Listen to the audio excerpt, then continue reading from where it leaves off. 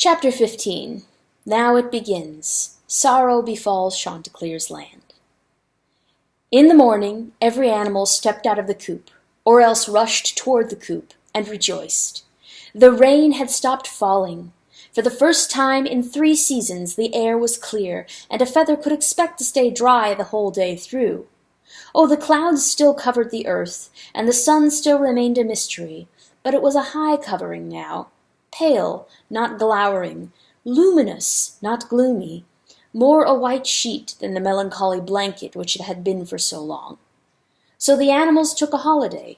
They gathered, ate, laughed, and danced a step or two. Picnics happened everywhere. Excursions to hunt for mushrooms, thousands and thousands of mushrooms that year, were formed in the blink of an eye. A dog ambled out of the coop and breathed through his nose. A rooster crowed lauds as it had never been crowed before.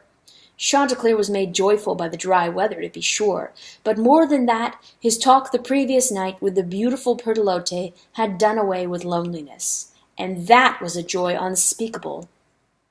And a weasel suffered 7 little mice to join him in a hunt. "Is no talking, is no running, is no crowding, John, a leaf, don't step on it, a hole, God's sake, don't fall in, file single, noses up, tails down, eyes bright, pfah! Listen, maybe baby mice rather stay home? No? Pfah!" But what truly gave the day the special feeling of a holiday was that Tick-Tock the black ant had given his workers the day off. "Lauds to terse, games. Terse to sext, exercises. Sext, dinner. Sext to none, rest," he announced. "Ready, begin!" He marched the troops to the door of the coop. "Halt, 2, 3, 4, games, 2, 3, 4. Properly he knocked on the door. Graciously he requested that the 3 pins come out and play a game with them.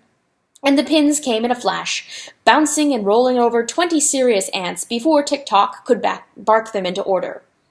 "Games," he said significantly, as if such imprudent bouncing had no place in holidays. Then the ants sought a good stream of water, there were so many about, had his workers trundle 3 chips of wood from the forest to the water, commanded his workers to form 3 chains of ants, one from each wood chip to the dry land, suggested the pins climb on, and lo, they began to play their game. They gave the pins rides, pulling them on little boats upstream.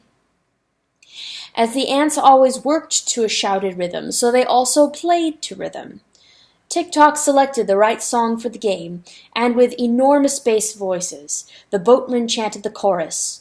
"On chips of wood the 3 pins sail, with a puff and a blow, and away they go. The breeze that rocks them like a gale, with a wash and a woe, as the rivers flow, they'll never be home for tea." 10-Pin looked happily about himself and grinned. It was a good world to be in. It was good to be one whose father was lord of the land, good to be met with respect and honor, good to be remembered by the ants. Earnestly they pulled him. Properly they rocked the boat when their song said something that did rock the boat. And then they clucked their tiny tongues as if they had treated the children to wild excitement. 10-Pin only wished that they might go a little faster. When little ants are cautious, it is a vast caution for big chicks. The boat was hardly moving. To west, across the sea, with a puff and a blow, and away they go. 3 ships, 3 sailors, brave and wee, with a wash and a woe, as the rivers flow, they'll grieve their mother and me. Well, the game was becoming a little boring. Any time 10-Pin rocked the boat on his own, Tick-Tock gave him severe looks until the child sat down again. They had crept 3 inches up the water, the black ant popping his eyebrows up and down as if to say, "Isn't this fun?" Well, thought 10-Pin to himself, fun. Lord Russell, on the other hand, had promised his nephews large-sized games, dreadful escapes, things true to life. So then, how could he leave the ants for something better without hurting their feelings? One lost at sea, one drowned on lee, with a puff and a blow, and away they go, and one still sinking silently, with a wash and a woe, as the rivers flow, they'll not be home for tea they'll never be home for tea. "Stop!" screamed a voice from within the coop. Evil tongues! Not another word from your evil tongues!" Beryl exploded from the door, spilling feathers everywhere in her fury. She drove straight toward Tick-Tock, her head pumping, her wings whirring, and jabbed the tip of her beak into his face. "What, in the name of everything good, are you doing?" "Halt, 2, 3, 4, Tick-Tock called, and the slow boats stopped. No harm to them, madam? The ant announced, staring coldly at the hen in front of him. Games most respectfully played. Games? Disasters! Incantations! Children could drown for all your games! I beg your pardon. They may damp a feather or two, but they will not drown in a stream stone deep. You play reckless! You're foolhardy with the children of my heart! Madam, Tick-Tock said with brittle offense, I took every particular precaution with these children. I am not of a foolhardy nature. Stuff! Stuff! Beryl cried directly into the ant's face. Then she choked up before the wooden stupidity, the insensibility of the ruffian, and she could say no more. Tick-Tock, for his part, wondered about the hen's sanity. And for just a moment, Tenpin was delighted. This game seemed soon to be over, and another, better one could begin. To help matters along, he began to cough as if a little water had gotten into his lungs. But his hopes died quickly. Spells! Beryl managed to splutter. Enchantments! Tick-Tock only shook his head before this display. Gingerly, Beryl bumped the pins from their boats with the tip ends of her wings, as if each one of them were red hot, and then brushed them into a yellow heap. In the damp ground around them, she scratched a circle with her beak. Then she beat her wings at the ants. Words curse, don't you know? She cried. The ants stood stolidly by. No more sense in your tiny black brains than slugs, to be handling words, to be light with words, and at the children's expense. Oh, to be talking such things! And, as the ants never blinked an eye, moved, or even broke their chains, Beryl rushed away to find Chanticleer. The ant delivered himself of an opinion. Daft, he said.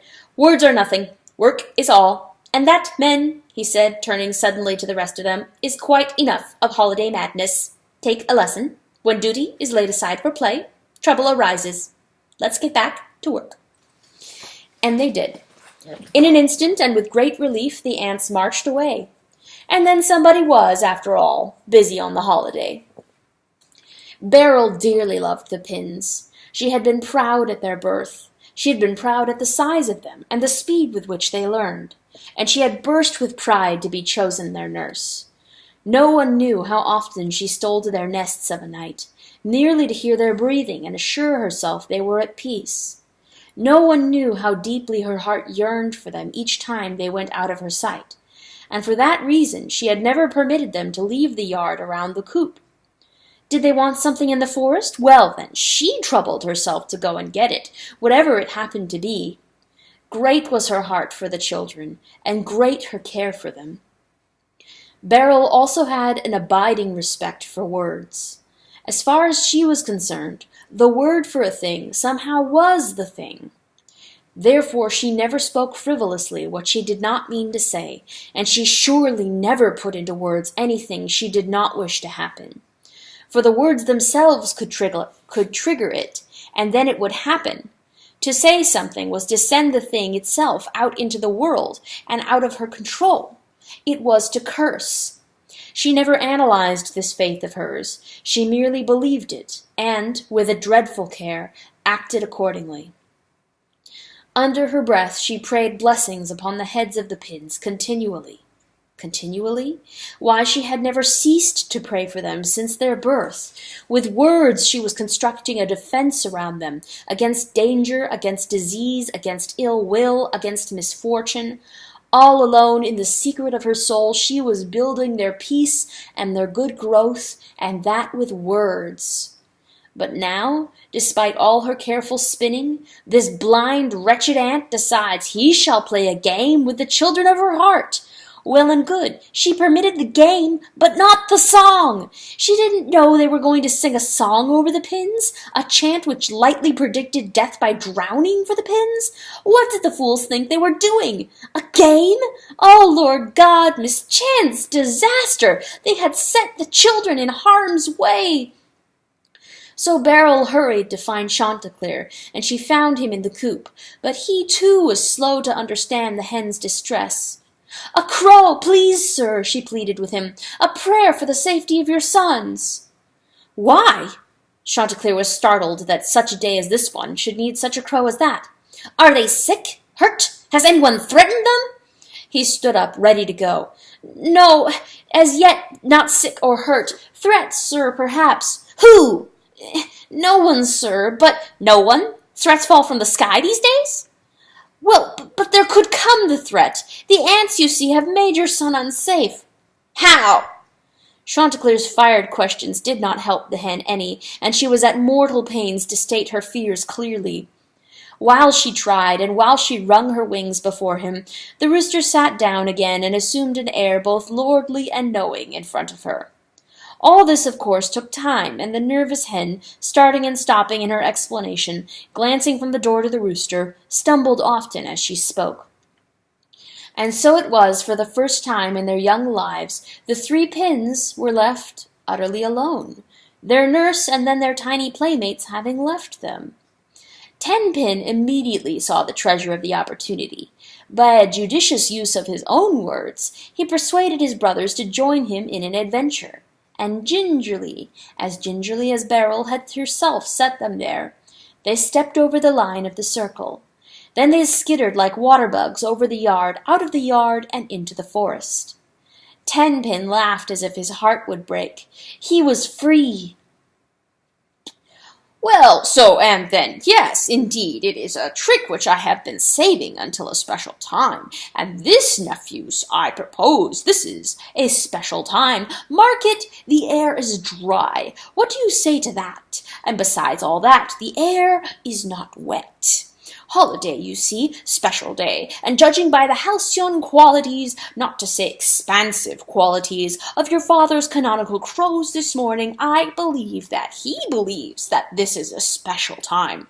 Personally, that is to say, speaking from my own view of the matter," said the fox of good sense, "I am persuaded that now is a special time, because now is the right time." And he paused to smile, satisfied that he had presented remarkable proofs to shore his argument. He was much learned in rhetoric. Lord Russell was sitting near his hole in the forest. The three pins were sitting in front of him, cuffing one another with glee, giggling and smelling adventure. So wide was their world, wider than ever they had imagined. So high went the trees, now they sat at the roots of them. So wise was their uncle. Just look at the eyes on him, slanted, with a yellow rheum in the corners, signifying, so he himself told them, much thought and many sights seen. "Peep!" said Tenpin aloud, wriggling with expectation. He could hardly keep his tummy still. "To be sure," cried the fox, "there is wise counsel in your peep. It is the right time to, as we say, present you with this trick. That is to say, make a present of this trick to you, because it has only just become the summer, time." "Peep!" Yes, peep, to be sure. This trick is most effective in the summertime, for it is with the summertime that one begins to experience a mild, albeit irritating and painful, but mild, discomfort. Nephews, fleas, and fleas are what this particular trick is about. Therefore, now is the time. No matter that the pins would never get fleas. "Peep!"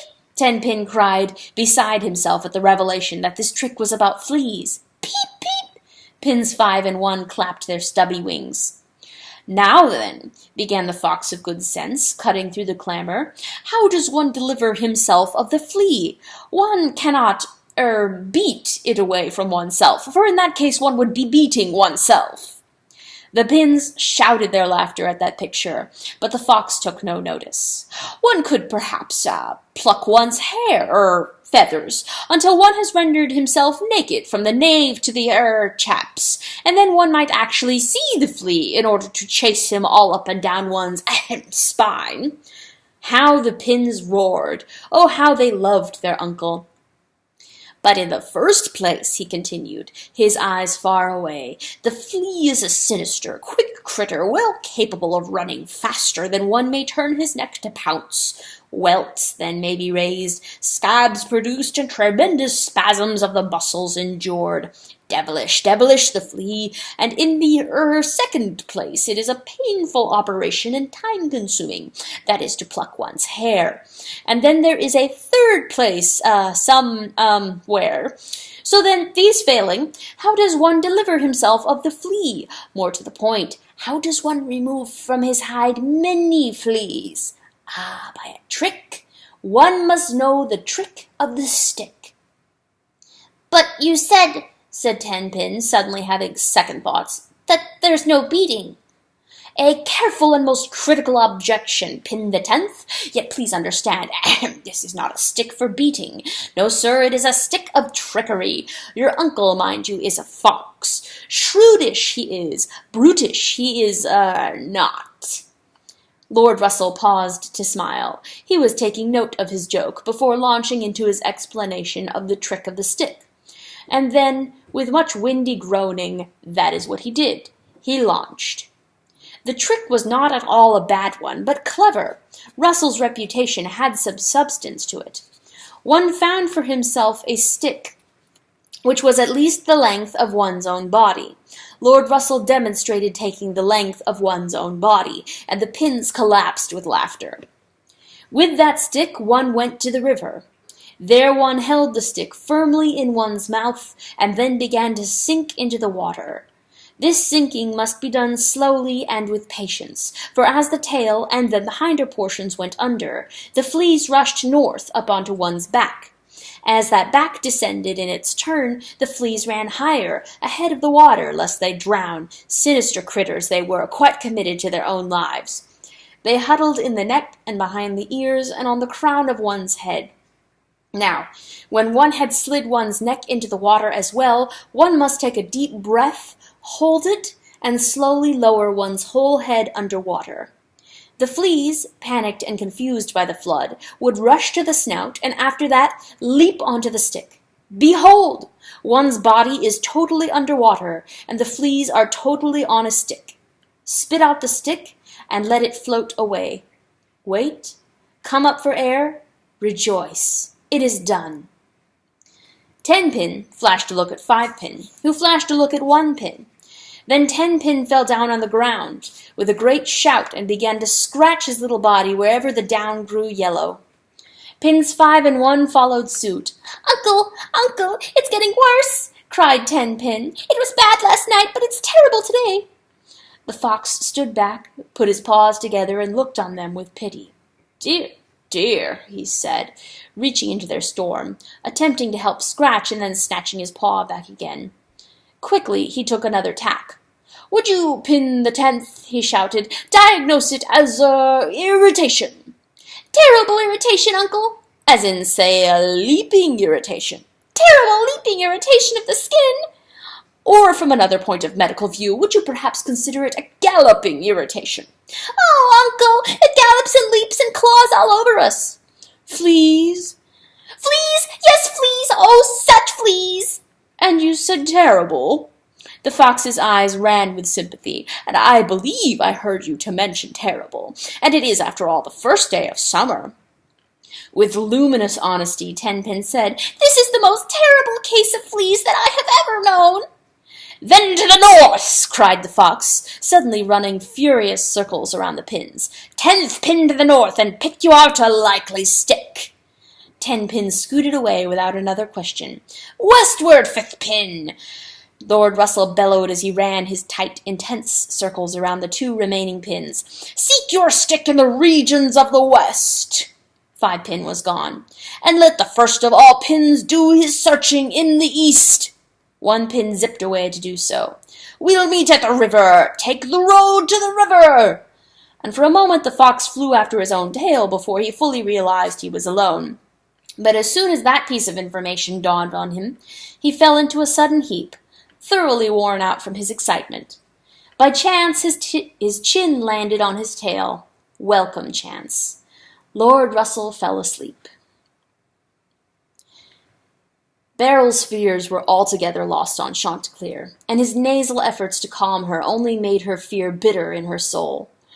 When the respectful amount of time had been paid him, then, but without satisfaction, she lowered her head and left his presence. For just a few minutes she took herself to a hidden place, where she could pray earnestly on the pin's behalf, and where she could compose herself so that the children would not see her afraid. After that she went to gather them in. But the circle, when she came to it, was empty. "Oh, Lord!" Beryl breathed, catching at her breast. "Gone!" Anger flashed into her eyes that they had not listened to her.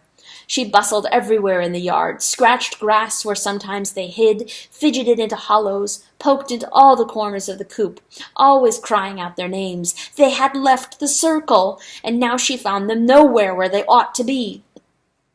All propriety forgotten, she burst into the coop to find Chanticleer for the second time that day, but neither was he to be found. Beryl could not know that the rooster had taken with him Pertolote and Mundocani to show them the southern flood. And the coop was empty, of all save herself alone. There was no help for her from any corner. She couldn't even share the bad news. Soon her anger melted into fear again, and fear turned into guilt. "Why did I leave them alone?" she said aloud, shrugging her shoulders and turning in helpless little circles. "I knew they shouldn't be alone. Children! They're no more than children. But Beryl left them alone." Then, before the tears could come, Beryl did a thing which is perhaps never to be explained. Violently she grabbed a broom, and in a white fury she spent an hour cleaning the empty coop all on her own, singing at the top of her lungs. The floor, the walls, the roosts, the nests, and the very ceiling she made to dazzle with cleanliness, and every piece of goods and furniture she placed precisely in its proper place. Order! Lord, how her soul wanted order and cleanliness now, and the more she broke her back to get it, the better it was. "Madame!" A cold, stentorian voice roared at her from the doorway. Beryl had to look twice to see Tick-Tock the black ant standing there, and she had to think twice in order to cool her fury and stop for him. "Madame, you may wish to know that the children of your heart are loose in the forest, while you sing your songs here, heedless."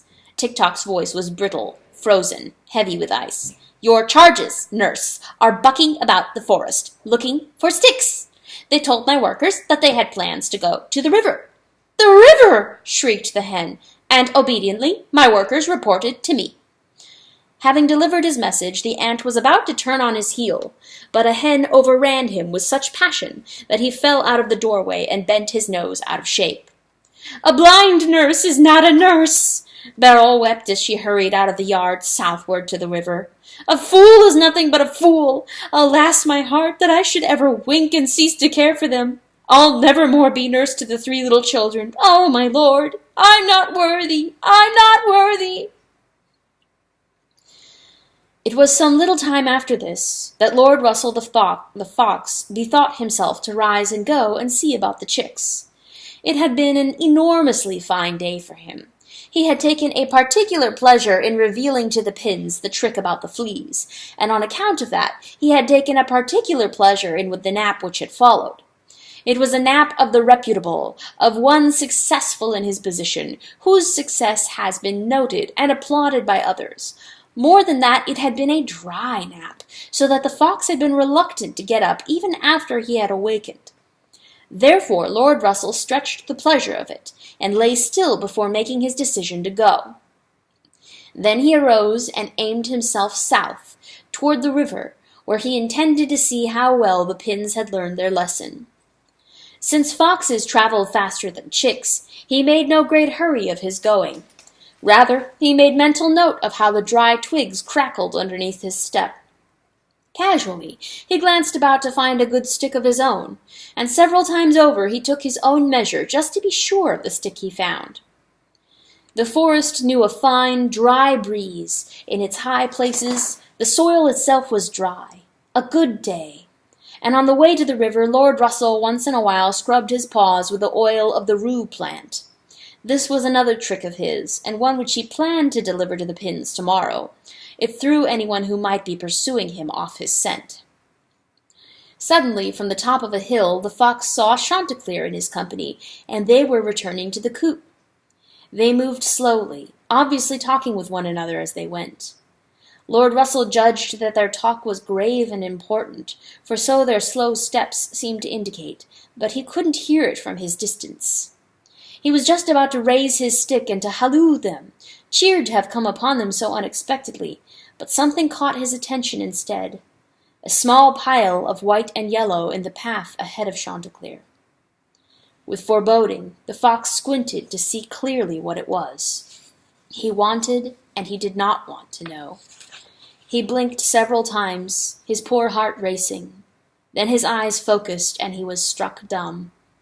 He saw a hen and 3 chicks lying down together. Unable to speak a word, Lord Russell glanced back at the company walking down the path. Pertelote was saying something while Chanticleer shook his head. Chanticleer put his wings apart in a gesture of helplessness, and then he began to speak while the other 2 listened. He spoke strongly, sweeping his wings wide as if he were referring to all of his land. Always the 3 continued to walk closer to the soft heap, while Lord Russell, fixed in his silence, could do nothing but watch. Suddenly, Mundocani stopped, went rigid, and stared straight ahead of him. Chanticleer looked at the dog. Then he, too, looked straight ahead. The rooster froze stiff. He stood absolutely still for a moment.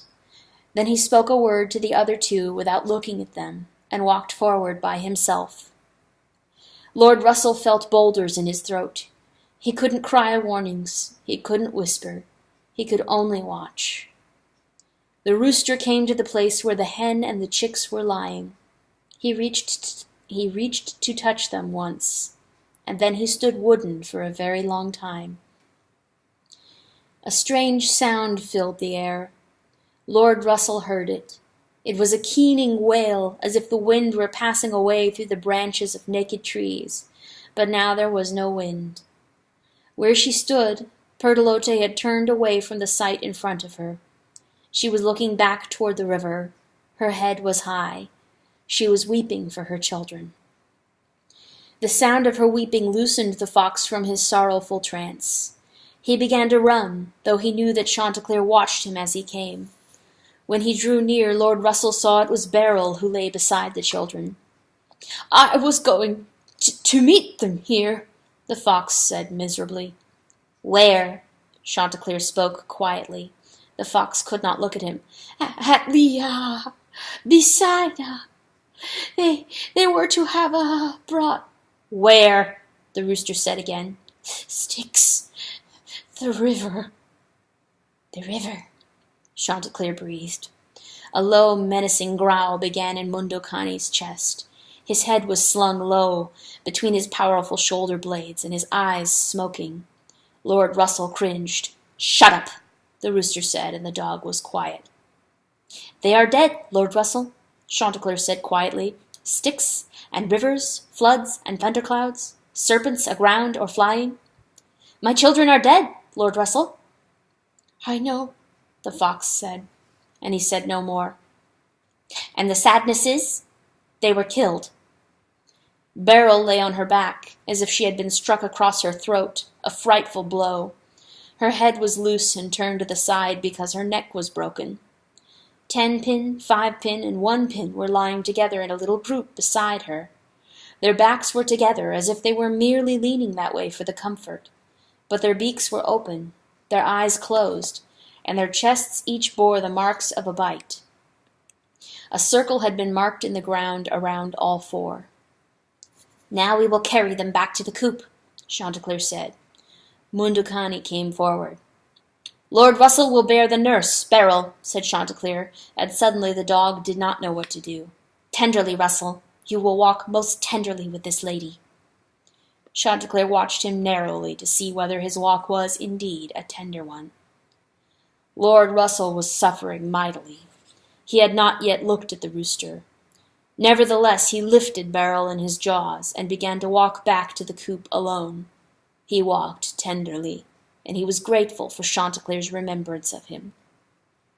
Then Chanticleer spread his wings and gathered his children together beneath them. He raised his head and held his children to his breast. "Mundocani, dog," His voice was thin as a reed. "Please look after the beautiful Bertolotte, and bring her.